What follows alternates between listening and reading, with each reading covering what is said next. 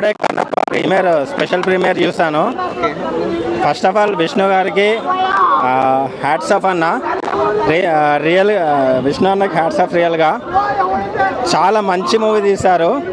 ఎట్లా అనిపించింది అంటే, నేను యాక్చువల్గా డే బిఫోర్ ఎస్టర్ భక్త కన్నప్ప చూశాను. ఆ జనరేషన్కి అది ఒక కల్ట్ మూవీ అయితే, ఈ ప్రజెంట్ జనరేషన్కి ఇది ఒక cult movie. Second half last 40 minutes ఉంటుంది, అసలు నెక్స్ట్ లెవెల్. ఈ సినిమాకి ఇంకొకటి బిగ్గెస్ట్ అసెట్ బీజిఎం. ఎక్కడి నుంచి తీసుకొచ్చాడో తెలియదు కానీ బీజిఎం అండ్ సినిమాటోగ్రాఫర్ని చాలా బాగా తీసుకొచ్చాడు. విష్ణు అన్న ప్రాణం పెట్టి సినిమా తీశాడు. సెకండ్ హాఫ్లో లాస్ట్ క్లైమాక్స్లో వచ్చే సీన్స్ అయితే మీకు అక్కడ విష్ణు కనపడాడు, అతని పెర్ఫార్మెన్సే కనిపిస్తుంది. అండ్ డార్లింగ్ వచ్చిన తర్వాత cinema next level. BVS Ravi గారు చెప్పినట్టు డార్లింగ్ ఎంట్రీ తర్వాత నెక్స్ట్ లెవెల్కి సినిమా అనేది వెళ్ళిపోతుంది. మోహన్ బాబు, ప్రభాస్ అండ్ విష్ణు మధ్యలో జరిగే కన్వర్జేషన్ అసలు నా భూతో నా భవిష్యత్తు. సినిమాని ఒకటే చెప్తున్నా, it's a not a mythological film, it's a historical film. Vishnu గారు ఆల్రెడీ చెప్పారు ఇది మైథలాజికల్ ఫిలిం అని. ఎందుకంటే మైథలాజికల్ ఫిలిం అంటే రొమాన్స్ ఎక్స్పెక్ట్ చేయొద్దు.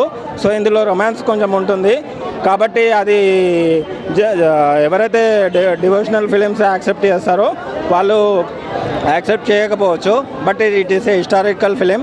ఒక దేవుని నమ్మని ఒక మనిషి మళ్ళీ తన భక్త పారవేశంతో ఎలా మారాడు అనేదే సినిమా చూపించాడు. మనకు ఆల్రెడీ స్టోరీ తెలుసు, బట్ స్క్రీన్ ప్లే ఎట్లా ఎంగేజింగ్గా నరేట్ చేశాడు అనేది డిపెండ్ అయి ఉంటుంది.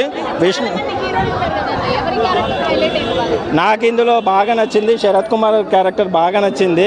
And Mohan Lal character and తర్వాత ప్రభాస్ క్యారెక్టర్కి ఒక జస్టిఫికేషన్ ఇచ్చారు. ఎందుకు వాళ్ళు ఎందుకు రావాల్సి వస్తుంది అనేది ఒక క్లారిటీతో ఇచ్చారు.